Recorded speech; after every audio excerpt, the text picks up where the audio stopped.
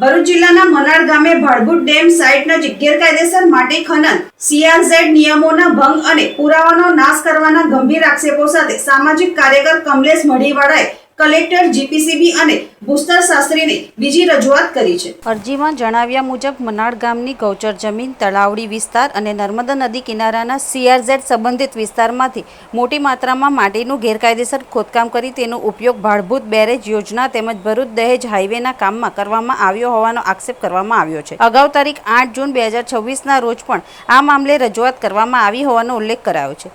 અરજીમાં વધુમાં દાવો કરવામાં આવ્યો છે કે પ્રથમ રજૂઆત બાદ કથિત રીતે માટી ખોદકામ કરાયેલ સ્થળે બહારથી ખડક પ્રકારની માટી અને પથ્થરો લાવી પાથરી દેવામાં આવ્યા છે, જેથી મૂળ પુરાવાનો નાશ થાય। આ અંગે GPS લોકેશન ધરાવતા ફોટોગ્રાફ્સ અને વિડીયો પણ રજૂ કરવામાં આવ્યા હોવાનો દાવો કરવામાં આવ્યો છે।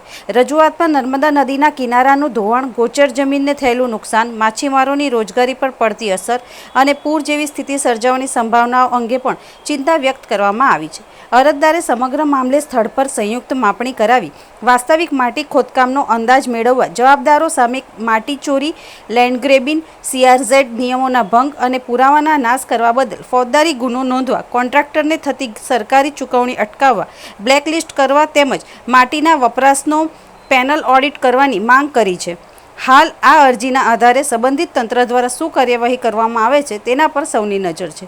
નોંધનીય છે કે અરજીમાં કરવામાં આવેલ તમામ આક્ષેપો અરજદારના દાવા પર આધારિત છે અને તેની સત્તાવાર પુષ્ટિ સંબંધિત તંત્ર દ્વારા થવાની બાકી છે। પરંતુ 2 દિવસ પહેલા જે મારા મેઘામ અને મનાર ગામના જે સાથીઓ છે તેમના તરફથી મને મેસેજ આવ્યો કે ભાડભૂત બેરેજના જે કોન્ટ્રાક્ટર છે દિલીપ બિલકુલ તેમના તરફથી જે તમારી ફરિયાદ છે એ ફરિયાદવાળા વિસ્તારમાં માટી નાખવામાં આવી રહેલી છે।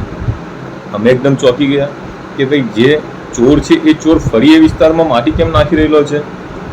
એક વાત તો પાક્કી થઈ ગઈ કે ભાડભૂત બેરેજના કોન્ટ્રાક્ટર દિલીપ બિલકુલે તે વિસ્તારમાંથી માટી ચોરી કરેલી છે અને તેમણે પુરાવાનો નાશ કરવા માટે આ માટી નાખવાનો પ્રયાસ કરેલો છે।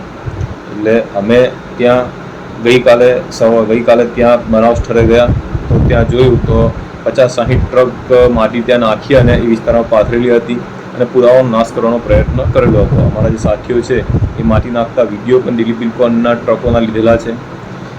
એ વિસ્તારમાં જે ભાડભૂત બેરેજ સાઇટ છે ત્યાંથી માની અને મનાર ગામનો જે સ્મશાન છે ત્યાં સુધીનો જે નર્મદા નદીનો કિનારો છે એ કિનારો આખો જ આ ભાડભૂત બેરેજ યોજનાના કોન્ટ્રાક્ટર અને GHV કંપની જે છે તેમણે ખોદી નાખેલો છે અને એ ખોદીને બધી માટી તેમના પ્રોજેક્ટના વિસ્તારમાં ચોરીને ત્યાં વાપરેલી છે। એ રીતનો એમણે જે આ નદી કિનારો જે ખોદી નાખેલો છે કે નદીના પાણી જે છે એ નદીના પાણી ઉપર ખાનગી જમીનોમાં, સરકારી જમીનોમાં પ્રવેશે અને ગામની સીમોમાં પ્રવેશે એ રીતે એ નદી કિનારો એમણે ખોદેલો છે। સ્મશાન બાજુમાં છે, સ્મશાન પણ આવનારા સમયમાં એ નદીમાં ધોવાણમાં આવી જાય તેવી સ્થિતિ પણ આ ખોદાણથી ઊભી થયેલી છે। જે માટી ત્યાં તેમણે નાખેલી છે તે માટી જોતા એ માટી લગભગ વેજલપુર કે કુકરવાળા વિસ્તારમાંથી નીકળતી ખડકવાળી માટી છે અને જે માટી ચોરેલી છે એ ચોરેલી માટી ચોરી તો કરી જ છે, પરંતુ જે માટી હમણાં નાખી છે તે માટી પણ ચોરી કરીને ત્યાં નાખી છે તે પણ પ્રથમ દ્રષ્ટિએ જણાઈ આવે છે।